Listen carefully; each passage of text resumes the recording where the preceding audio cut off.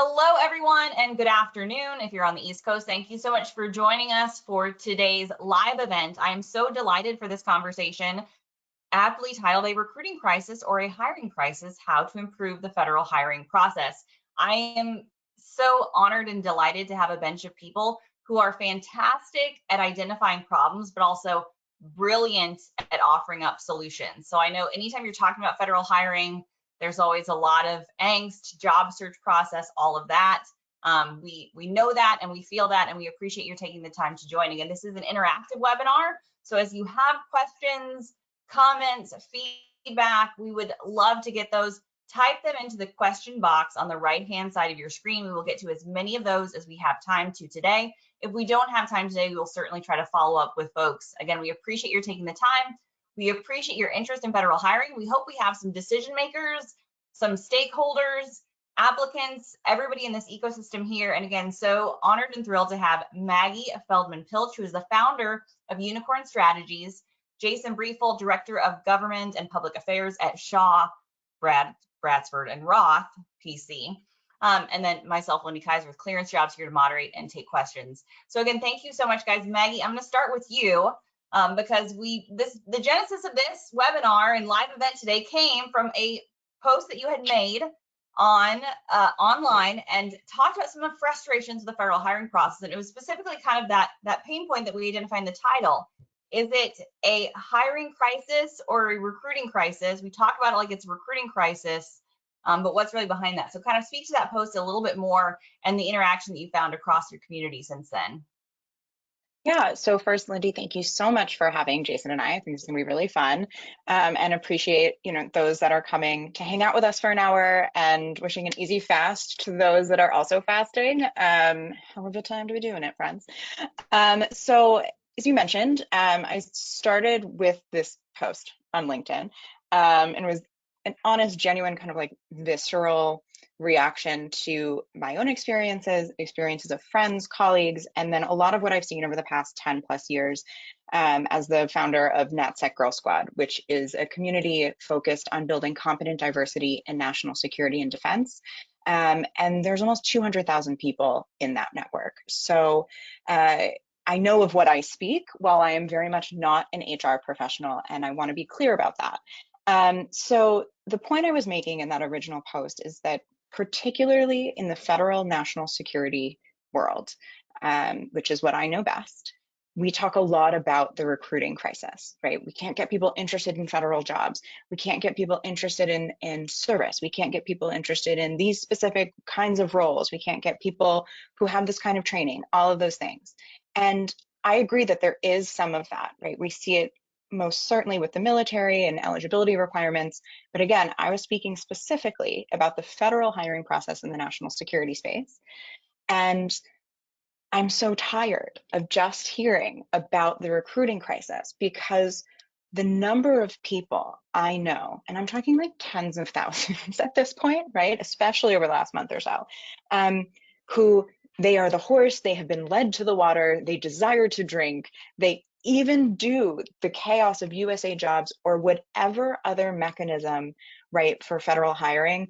I have heard from people who have been or have been attempted SGEs, HQEs, Schedule C, Schedule A, federal hiring, contractors, consultants, all the different mechanisms, who it isn't that they're not interested, it's that the hiring process, here they are, a qualified, capable, engaged candidate, and they just can't get to that first paycheck.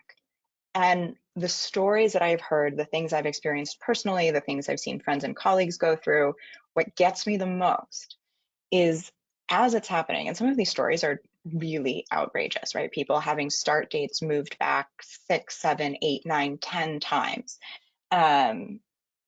is how totally unfazed so many other people who are within the department or agency that the person the candidate, the potential employee trying to get into, who are completely unfazed by like the utter chaos, and are just like, I'm sorry, it's happening, blows your mind. And it brings up a lot of underlying issues that not just from an HR perspective of like, hey, if people really do want to work here and we desperately need them, and why can't we get them in here? We were having a quick conversation during our prep about, okay, so those that are able to get through it and stick it out, what does that mean about, as a whole, who is making it? And who isn't. So I will pause there for now. But that was sort of like the impetus for how this started.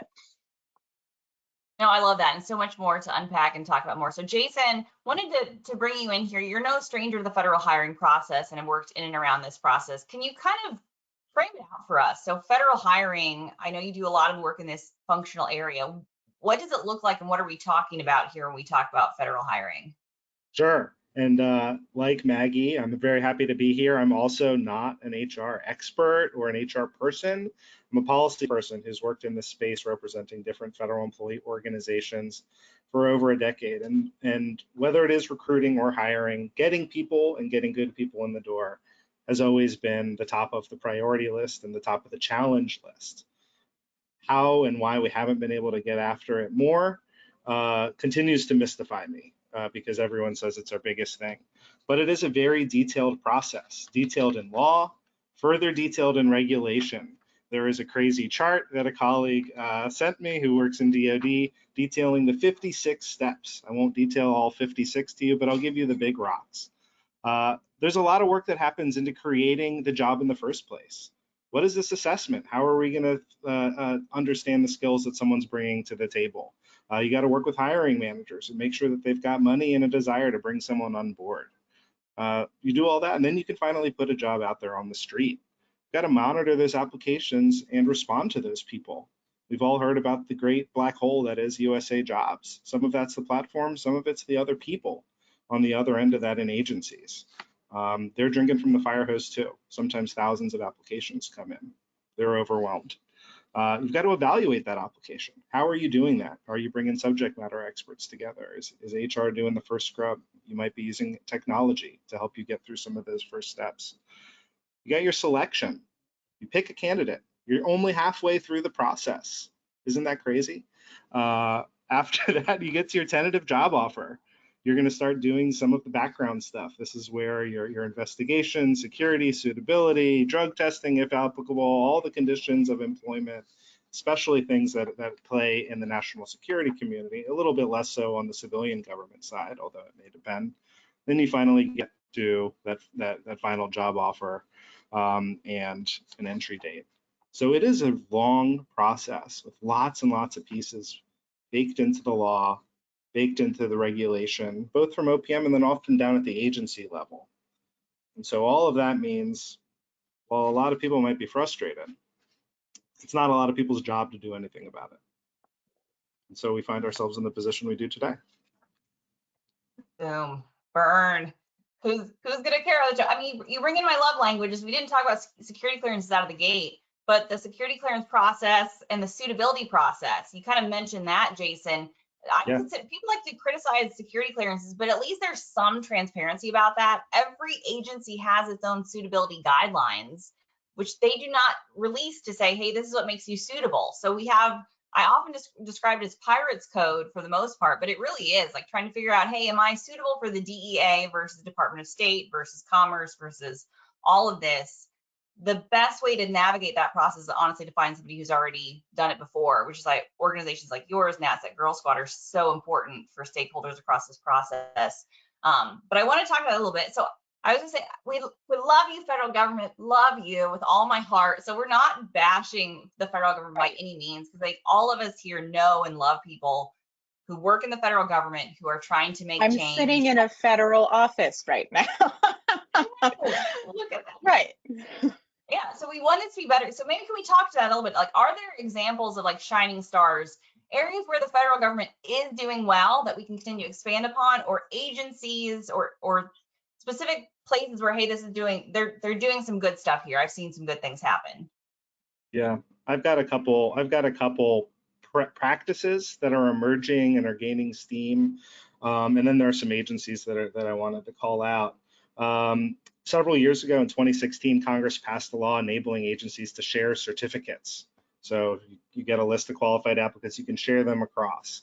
It took a little bit of while for that to gain steam, but OMB and OPM put some effort and attention into that and are trying to figure out how to make that work, so that instead of just hiring 1 or 2 people, you can build a list of 1 to 500 candidates from a single job announcement that then can get shared out across agencies.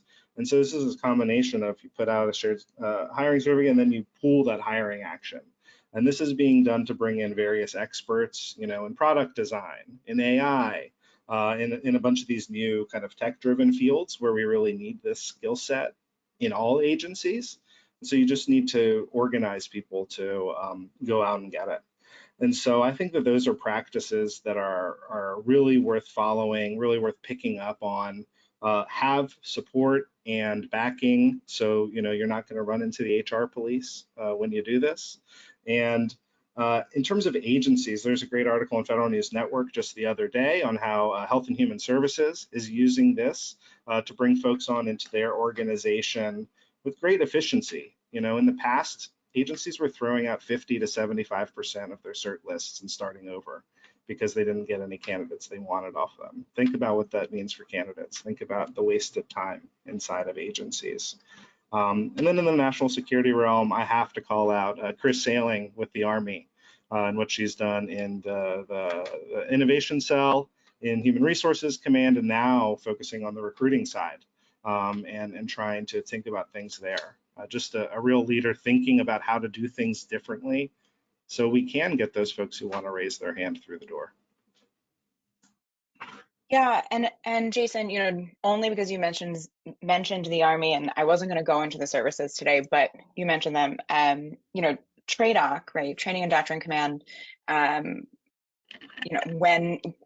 When General Paul Funk, who is now retired of Internet Stardom, was leading over there, and really is the person I think that championed bringing online sort of these early prep classes for high school students, is indicative to me of a larger trend that has brought me so much joy over the last 10 years, which is looking at more on-ramps and really truly structurally sound on-ramps for early career folks, whether they are coming from high school to a 2-year or 4-year institution, whether they are joining the military out of high school, whether they are working before going on to additional education, whatever their path is.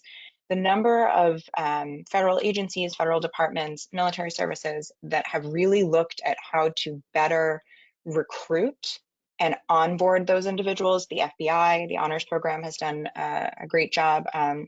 People like Kenny Rios, who is the lead on campus recruitment at NGA, has put so much meaningful effort, like an intentional effort, into not just identifying kind of where the pain points are, but what are low cost, and by cost I don't just mean financial, I mean kind of all the different kinds of costs: time, people, how much capital you can get away with, borrowing from someone else, getting some backing in your department or agency, to do things like get the word out much earlier on student internships, right? They started sharing what they were looking for summer 2025 in like February of this year.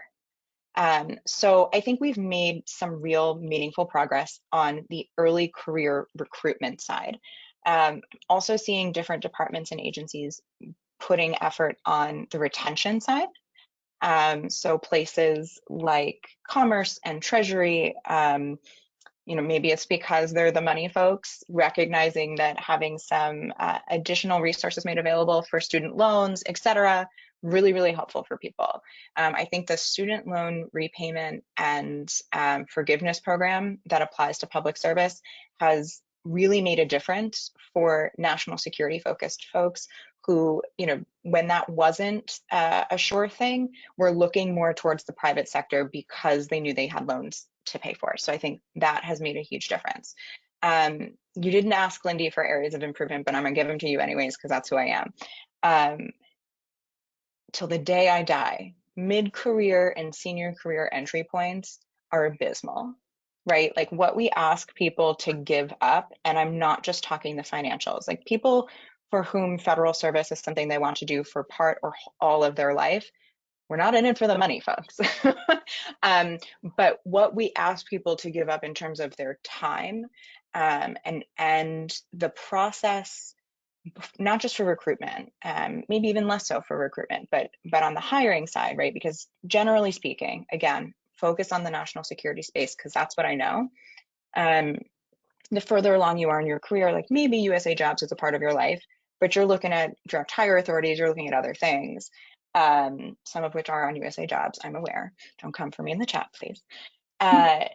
We're not thinking about additional requirements that impact a person's personal and professional life. So for example, perhaps they're in a current role and want to take an opportunity in federal government, but there's a waiting period between their current role and going into federal government.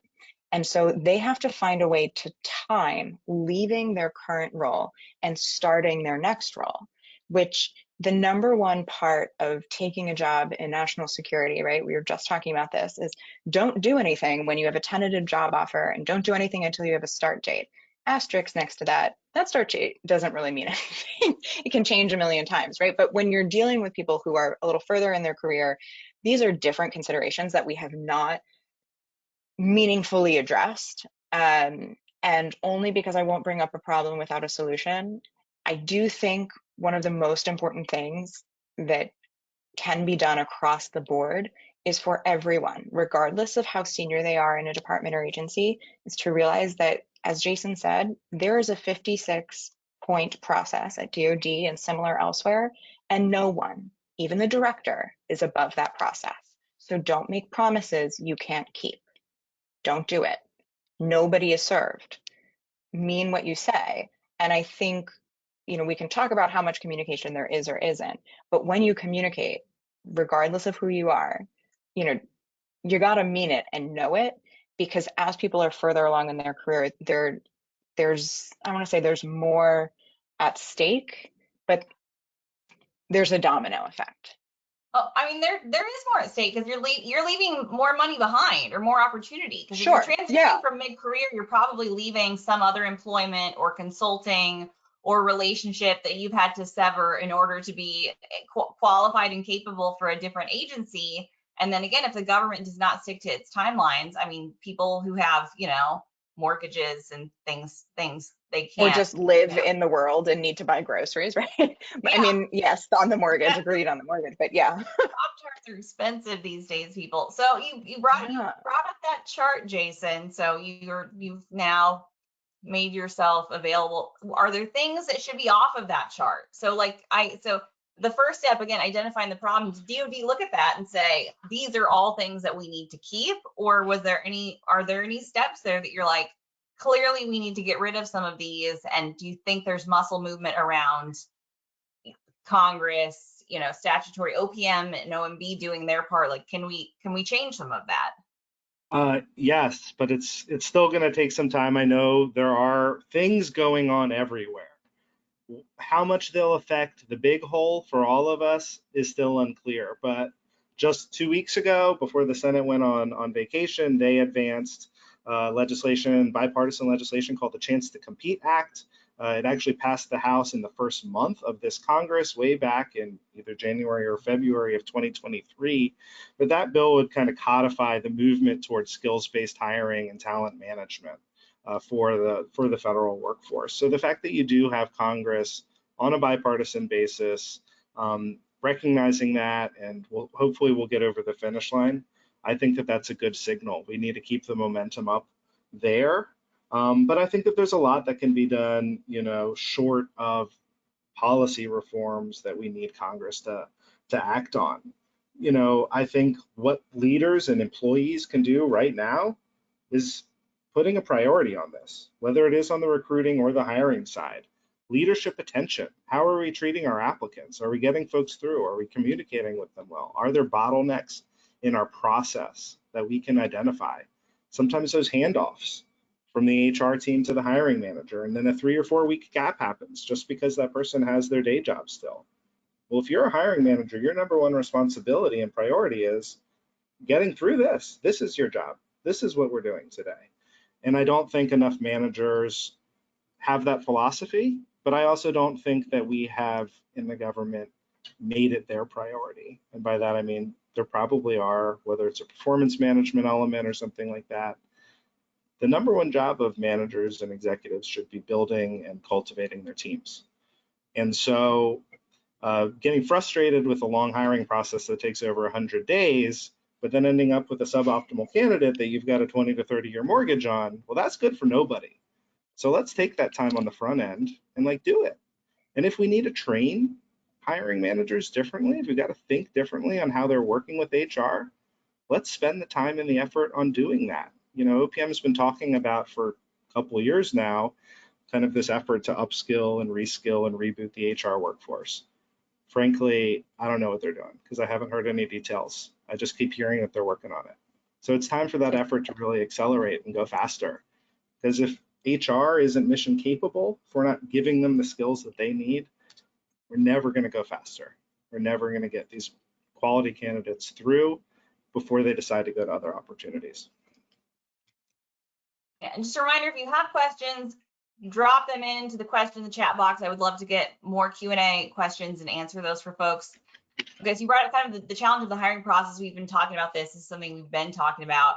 I do get a little, I don't want to talk politics or election years. I mean, I really do, but I want a glass of bourbon first. But the political appointee process is some aspect of that too, and how long that onboarding. So it's not like that process is great and the federal, like, you know, the difference. It's like what you have mentioned before, Maggie. The entire aspect of this process is really troublesome.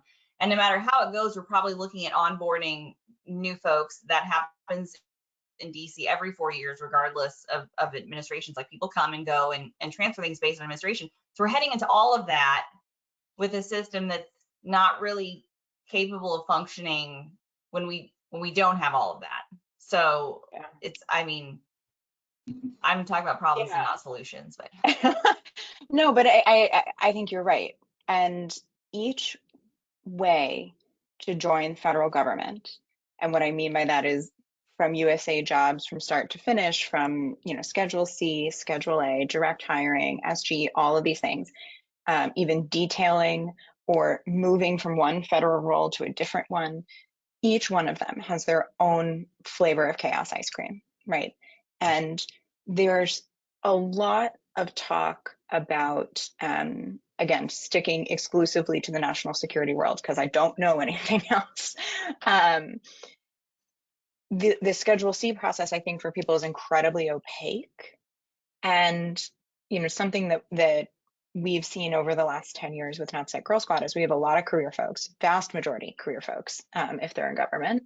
And, you know, they're interested in a rotation to a place like the NSC, right? Particularly if you're a woman in the space, this is an important career opportunity. It's great for broadening, deepening, you know, interagency, blah, blah, blah, all these things.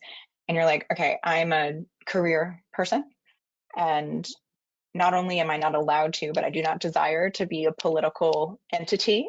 But also, like, how do I, you know, and to your point, Jason, is it, if your manager or your executive or whoever is not advocating for you, because what is, I think, maybe unique, and Jason, correct me if I'm wrong, in the national security space is that we've got people like supervisory analysts who maybe they're a hiring manager, maybe they're not, but they have a particular role, right? That is about, in that case, you know, the work product that they're creating, and supervisory is in the name, and they are supervising and they are managing, but like, it's just different, right? And maybe it shouldn't be, but perhaps it's not in their skill set or job description. I don't know. It depends, you know, case by case, right? Like, they're not necessarily looking out for you on your PME or whatever else.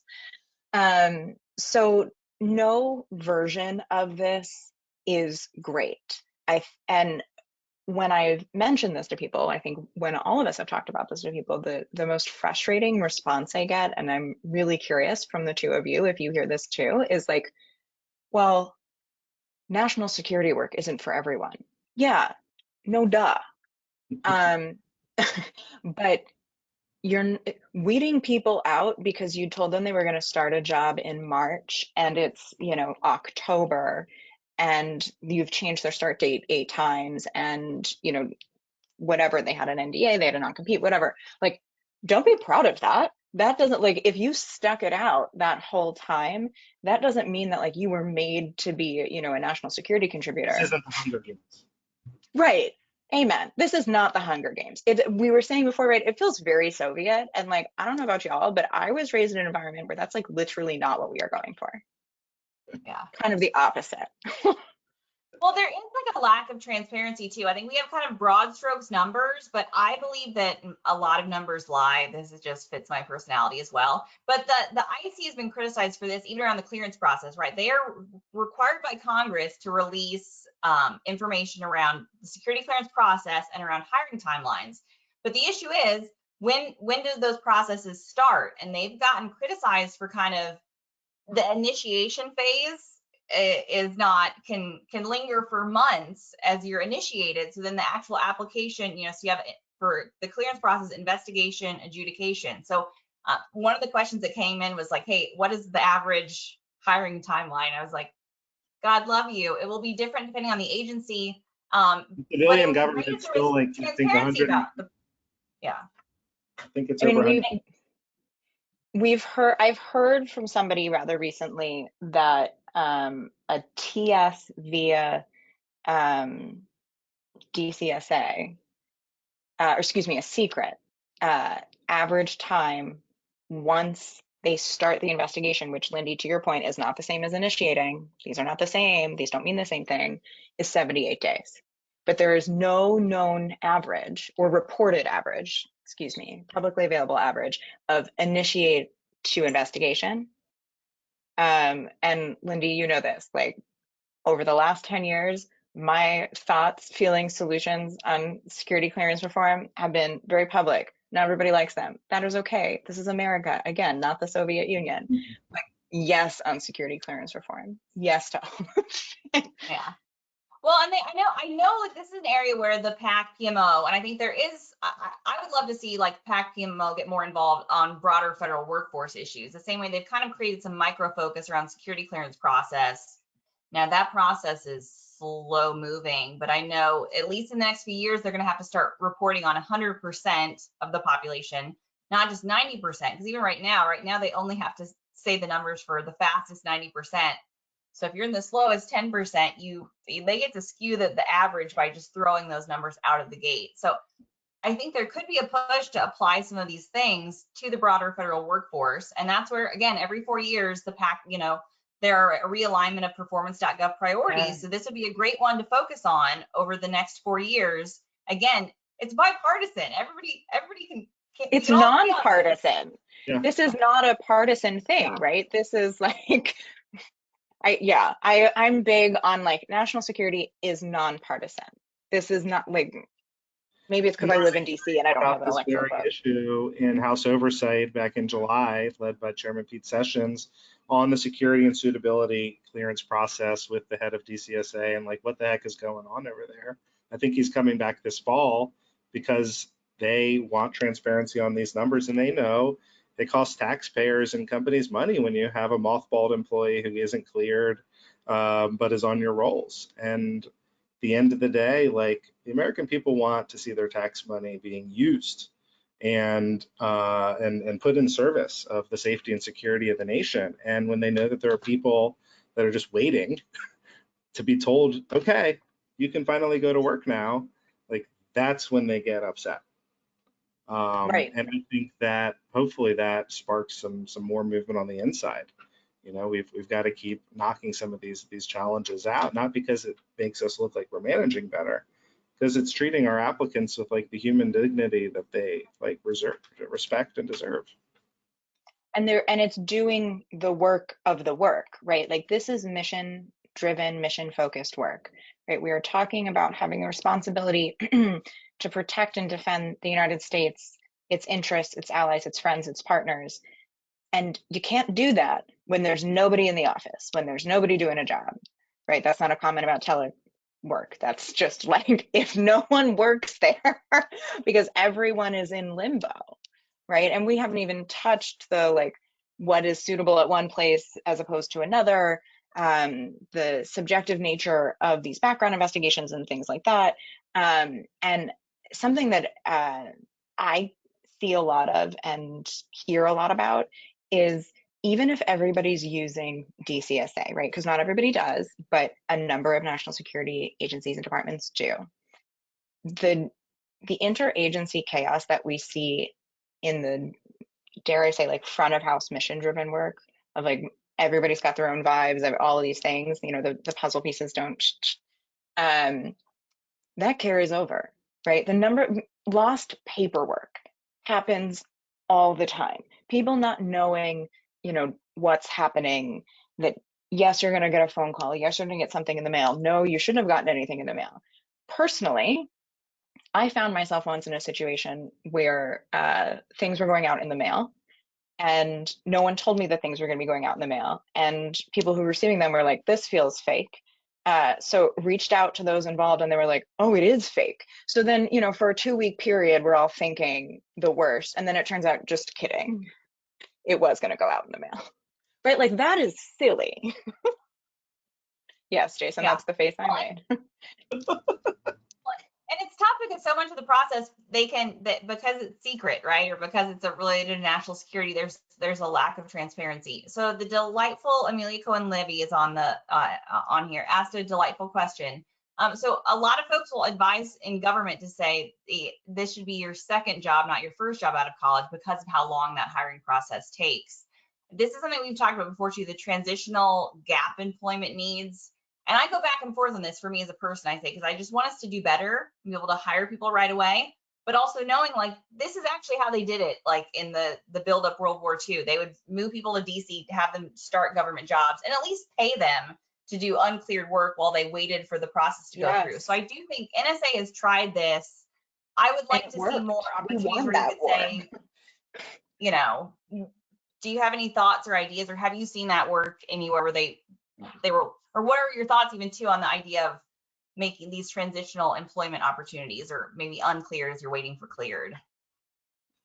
I'm such a strong proponent of this for a number of reasons, because when somebody's in the building or adjacent to the building, right, we find that does tend to speed things up. The onboarding process takes a really long time. And so wouldn't it be great if like the day they had their clearance, they knew where the bathroom was, right? You wouldn't have to like do that orientation all over again. And then it also brings up this really interesting and important conversation, I think, of what do we classify and why, right? Because there's actually a ton of national security work that can be done open source, you know, not like, as I mentioned, I'm sitting in a federal office right now. This is the office I work in. There's stuff behind me. There's like, it's all fine. There's a lot that can be done. And in fact, I think there's even more that could be done. And I think like, if we were paying people to work at a job that we've hired them to do, and they were waiting on the clearance, but they passed suitability, which is generally what happens, right? Because you're not even going to get the tentative job offer without knowing like, hey, do you have, you know, something really significant? We would have a really serious conversation about OSINT. And I actually think we would be better for it. I'm a big proponent. Every time Congress wants to criticize the number of people with security clearances, I'm like, you cannot do that until you address classification reform. But that is not a frontline topic that anybody really wants to talk about. But we have this huge issue where until you stop overclassifying things, you should not be looking at reducing the size of the cleared workforce. Somebody asked in the chat, I have a TS that'll help me get a job. I was like, yes, please come to ClearanceJobs. Sorry, I had to add that promo. But that's an issue too, right? That we also acknowledge, like having a clearance. So the biggest pool of already cleared talent comes from veterans. And we get that comment often. It is cheaper for us to retrain a veteran with a security clearance than it is to hire an uncleared person. That does not get to the diversity we want across the national security community. So we do need to kind of address that process. And then another comment came in, how do we create better pathways in federal government? So I don't know if that's something you talked about. A lot of times people will tell you have to move out to go up. So do either of you have thoughts, work, like it's not a lot better in the private sector, I will say. Like sometimes you have that problem in the private sector too. We do have to frame these aren't always just government problems. These are just Right. workplace hiring This is problems. just being alive in the world. Yeah. But you hear that often in government, and I think what's hard in government is you don't always see a clear pathway, and because of the way the HR structure is there, you don't have necessarily the mentors and advocates. You really have to go out of your way to find those people to help give you that pathway, because there's not necessarily someone in your workplace saying, hey, I see you, this is your pathway up. It's not always clear. Yeah, and I think, in terms of overall pathways, the government went from over a decade ago having 100,000 interns a year to today where it's less than 10,000. And there is work going on to rebuild those programs. And, to me, that's low-hanging fruit. Like, how do you rebuild the pipeline and recalibrate agencies? Like, we don't need to hire a GS-14 experienced talent every time. You can hire 2 GS9s for the same thing and build those people up. So As long there as are, it's not in digital media, Jason. that's true. They a bit more experience for that. Okay, so talk keywords and compliance on, and it's not just USA Jobs. Somebody came in, let's get, the hiring process feels like a keyword game, and I think that can certainly be the case. I think it's a both and game. You do have to build out an online resume, whether it's USA Jobs or an applicant tracking system that does link to the keywords. But are there human elements that we can add? I think you talked about this earlier, like Maggie, let's the human element of the hiring process. What can we do beyond just keywords to make this process more human adjacent, or whatever we should call it? Right. I was like, it may be too much to ask for humanity, but maybe we could get to human adjacent, right? I go back and forth on this first point I want to make, which is like the networking piece, because I'm not talking about nepotism, right? And I'm a huge advocate and proponent and builder of bringing people from outside the Beltway and outside traditional spaces into this world, right? Do I have a master's degree from Georgetown SFS? Absolutely. I also have a master's degree in opera performance. So like, I'm as weird as they come. We want weird, different. It cannot be based entirely on who you know.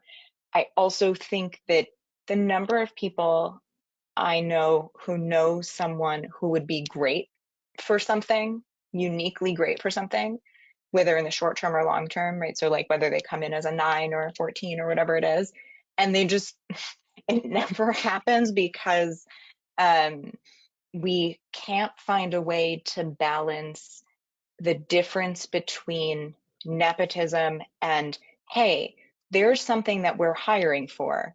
I recommend this individual. I refer them, which we see all the time in the private sector, right?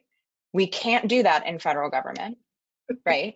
And I'm not saying that it should necessarily be done, right? Like I haven't thought this through all the way. So again, please don't come for me in the chat. But am I saying that it should be taken into consideration, in terms of like that first read through? Not necessarily, but if it can be taken into consideration somewhere in the same way that we take in veterans preference, right? I think, probably like not exactly the same way, but we all get my point, right? I also think that like just communicating, even if you don't know any new information, right? And this is not just on HR or not just on hiring managers. I actually put more of this on HR, the differentiation between the two, if it's unclear, by which I mean the people who are not necessarily hiring for the role, like it's not on their team, but the people that are in charge of that process. Even if you don't know anything new, just letting the person who you've extended an offer to know that you don't know anything new. So it's not constantly on them to be like, hi, goes an enormous way, right? To make someone feel like they're not in what we have referred to, and I have said for many years, is ultimately an abusive relationship, right? A lot of national security professionals see federal employment as what we are all striving for. And so we let federal departments and agencies get away with behaviors we would not tolerate in any other context because it's the federal government. because they're the best of the best, whatever. And it ebbs and flows depending on the department and agency.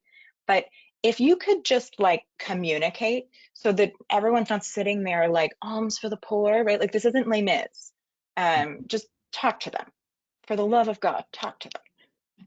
Well, I mean, and that's one of my pain points of the process, as we say, like there are often not functional recruiters in the federal government to the extent we see it in the private sector. You have folks who work in HR and have some element of, basically it's USA Jobs management, which again, we're trying not to just bash USA Jobs here, but if you see your job primarily as data intake and compliance, then you will do data intake and compliance. You will not do recruiting and proactive hiring, and that's because that's not your job. So I'm just curious, like, are there agencies where they're doing recruiting well, or again, because Jason, you have the chart, like, are there things like within those functional, like, is recruiting on there? I haven't seen it. Like, is it a box? Do they think, is that a functional requirement of the job? I don't see that actually usually happening. I'm looking. I don't think I see it on here. And I think you're right that it probably isn't a job or isn't a job at all agencies. I see it very randomly in terms of an HR person or a manager's job title, like in their LinkedIn profile, is actually like IRS recruiter or something like that. And I think one thing for your community to recognize, because the national security side and VA and DHS have had money in recent years, is like civilian federal government hasn't really been able to hire anyone since 2010.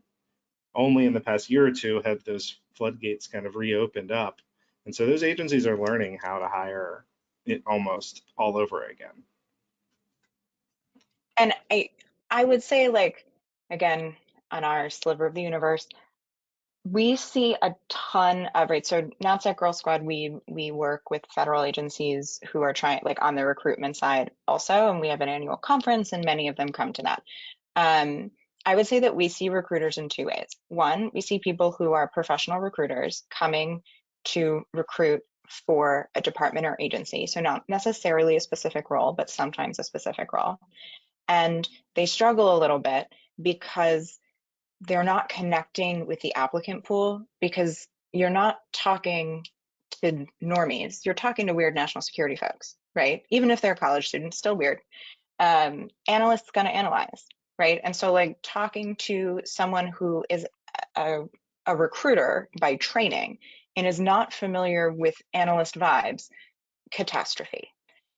The other side of that is we often see, and I think most of the time we see this very similar to the military in federal law enforcement and a few of the IC agencies. We see recruiter billets or rotations, right? So I've seen this done terribly. I've also seen it done really, really well. So the Diplomatic Security Service, incredible. The way that they do recruitment, they have made it a priority, and you can tell. What do I mean by that? They are putting real strong top talent there. They're putting money, they are putting time, and they are acknowledging that, yes, if you're in the recruitment billet, that is your job, but they're also making sure that there's time and space for gun carrying other agents, analysts, whomever, to do recruitment, participate in recruitment, especially on the events side, and not have that count against them, or at least not count at all in terms of their other obligations. So because I mentioned DSS, we've worked with them for a number of years, and they'll do like workouts with NatSec Girl Squad, because obviously there's a PT component to that process, and they'll do workouts and they'll do, workout plans with people.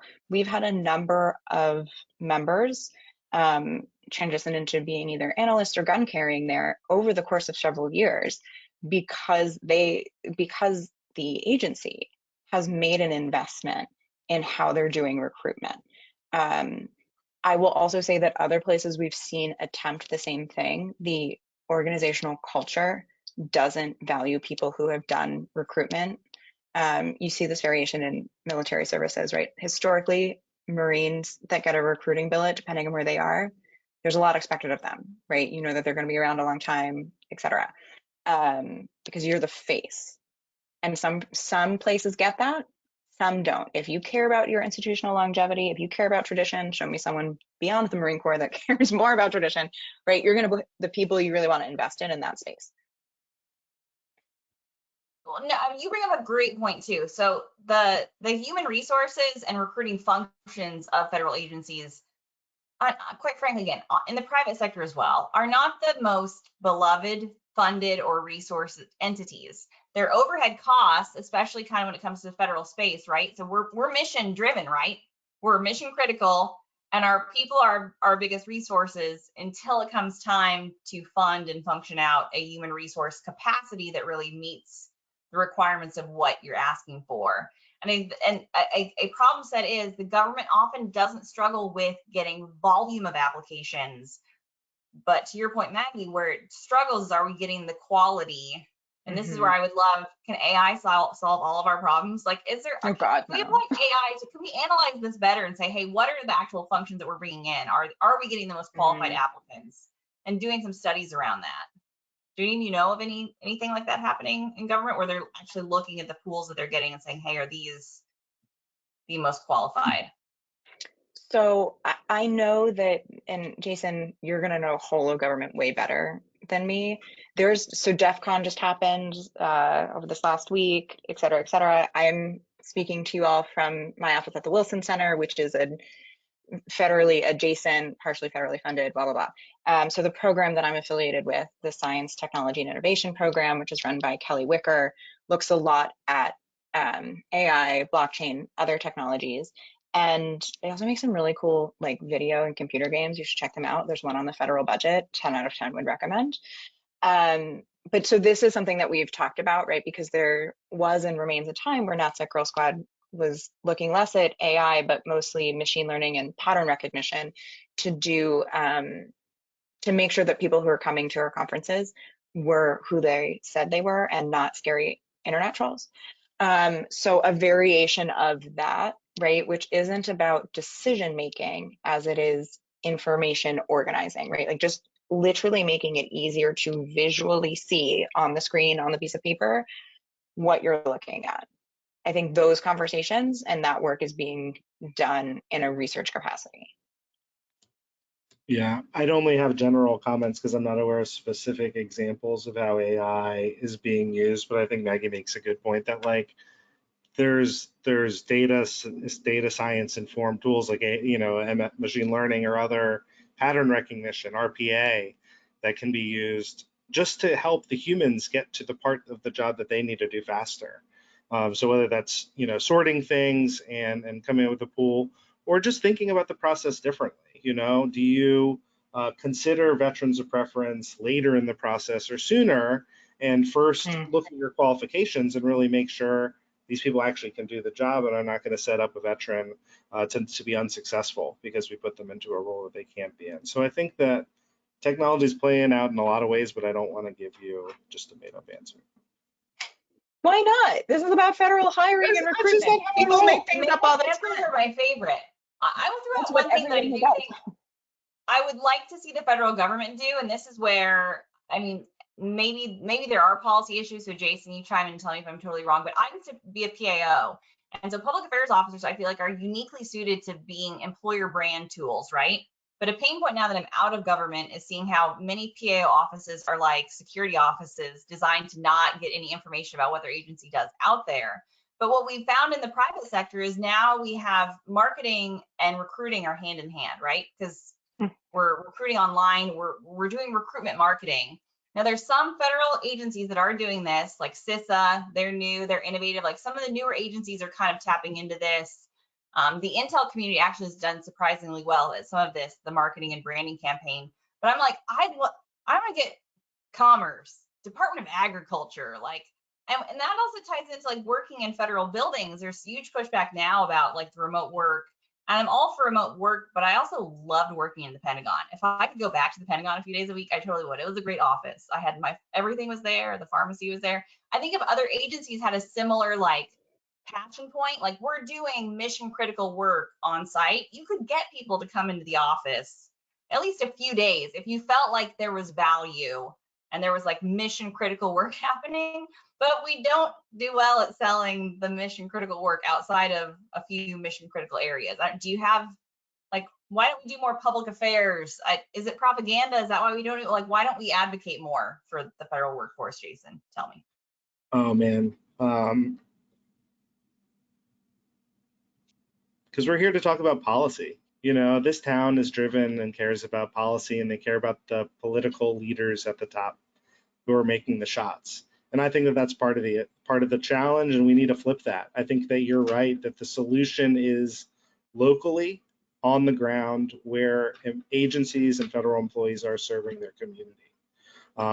Last Friday, I was part of a focus group that Frank Luntz, the famous pollster, had put together doing research on the language of good government. How do we talk about federal employees? How do we talk about what the work that they do? And at the end of the day, what they found is like the American people want their government to be paying attention to their safety and security. There are ways that we can talk about this better, but they don't want to hear about Washington. They don't want to hear about some plans coming from the president and OMB. They want to hear about, your neighbor who works at Social Security who helped make sure that your grandpa got his check on time, or those people who work at FEMA who helped in the time of disaster. We've got to be more specific and tangible about where government is intersecting with the public, and kind of take it down from this 100,000-foot level out here in Washington. And, I think related to that is many of these public affairs offices and agencies, particularly in headquarters, are staffed by people who come from politics and political campaigns. And so it's no surprise that their instinct is to protect the principle and to protect the story, as opposed to telling about the great things that are going on across the whole agency. They're prioritizing whatever the secretary or director is doing, because that's their, that's what they get gold stars for. Boom. I mean, it's true, because it is. If you're tied to a secretary ahead of an agency, and you consider your job is to protect that function versus protect and disseminate information across the entire workforce, that's just a framing question for what their actual job is. Well, so, but I think, look, we don't have enough time for me to answer this question, because like this is, right, like I'm an information influence person. That is not the job of a PAO, right? Marketing is not comms, is not strat comms, is not information operations, is not public affairs, is not PR, right? These are actually all different things. I would say that they are different in the same way that national security is part of foreign policy, right? These are different parts of the larger comms requirements. Why do I think all of these different things are like, why are we struggling in this area? I think there's a lot of reasons. I think at the most fundamental level, it comes down to, only because I'm going to focus on the PAO part because that's what we're talking about. Historically, this has been a billet, a responsibility that has become deeply gendered, right? Women are in this role. Why are women in this role? Because for a very long time, women weren't allowed in combat roles, right? So you get pushed over here. Also, we live in a society that for many different reasons, not all of them good, women are disproportionately responsible for being communicative, understanding, engaging, right? The expectations of me in the public sphere, as opposed to maybe Jason, they're different. They just are. Doesn't make them good, bad, worse, they're just different, right? And I think as a result of that, historically, we've also not just been unclear about what the mission and the responsibility is and isn't in these roles, we've also taken them less seriously, right? And we are paying the price for that now. We are in a moment that is actually a lot longer than we think it is. It's been going on since at least the BBC in the interwar years started dealing with it with their Ministry of Information and their oversight of BBC Radio. I digress, but we have slept on what it means to talk to one another, right? And Jason, I would summarize, what you took from your polling experience to be not that people don't want to hear about Washington. It's not that they don't want to hear about plans. What they need is interesting, accessible, and relevant. right? So I've just finished the first draft of a book called Non-State Actress, National Security But Not Boring. Because what is it that I do? The vast majority of my time is I communicate with literally millions of mostly American Zennials, so kind of like that 24 to 45-year-old women who their engagement in civic society is crucial for democracy and national security, blah, blah, blah, and make national security accessible, interesting, and relevant to them. And that doesn't mean dumbing it down. And the amount of pushback that I get from fellow national security professionals who don't understand why me talking about the Swifties as an example of proxy warfare. First of all, everyone's changed their tune in the last 2 weeks. Like, do you have any idea how hard it is to really understand what proxy war is and then explain it in the context of Taylor Swift? My God. So why am I going on this rant in the context of hiring? We have to stop thinking about the reason we talk about what government does is to prove our worthiness or convince people to hire us or work here. We do it because we're a democracy, right? Public affairs, PAOs, they have a job.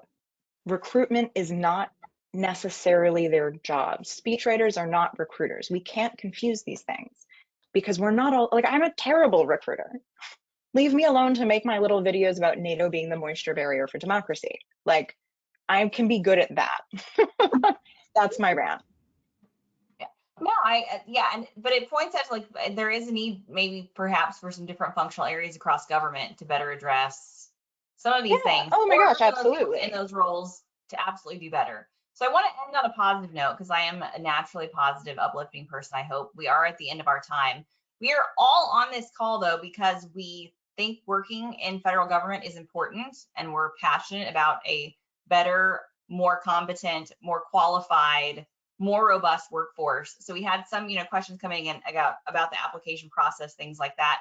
Kind of what is your key takeaway, like value proposition for sticking it out with federal government for folks who are in that bucket? This is a place Jason, where you you go can, first. this is a place where you can make an impact and work on things that you can't work on and do elsewhere.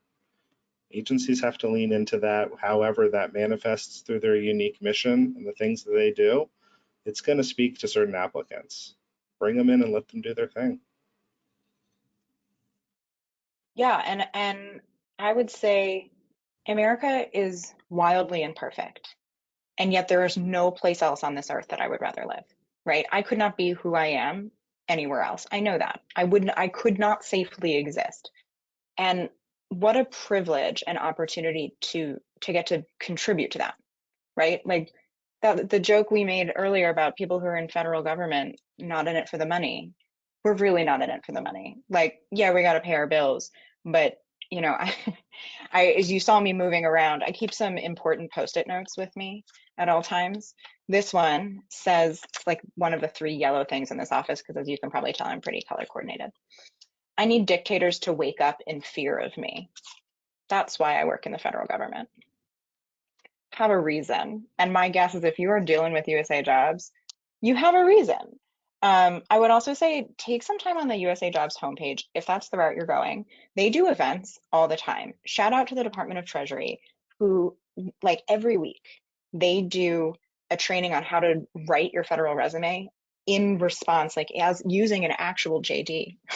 Like in real time, you can ask questions. They even do interview prep. So there are people, places, and things that are trying. And we can all get irritable and cranky, and I'm right up there with them. But where else would you rather live, friends? Yeah.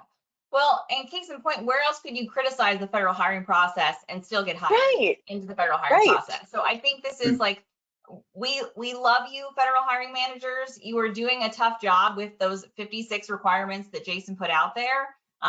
Maggie and Jason and I, we're here to help. So I think, and I love communities where, like, for me, I spend all day both talking to candidates and applicants who are trying to get their first security clearance and talking to hiring managers and heads of security and recruiting for firms that are doing this. So I think that's also a uniquely American, pretty amazing thing that there are folks like us that can be on the same call and working to make this system and process better and criticize it, but then also be there to help and give some framing ideas. So I'm totally gonna be writing some articles with some ideas. So call us, federal government. We would love to help you out with these. Performance.gov. Let's make this the next priority for the next administration and maybe get some movement around that happening. There's a lot of people that would love to help. Thank you to everyone who dropped a question into the question box. Thank you to everyone who attended. Thank you so much to Maggie and Jason. I know your time is super valuable and you're super busy, so I really appreciate you taking the time to join us today. And again, thank you everyone for being a part of the webinar.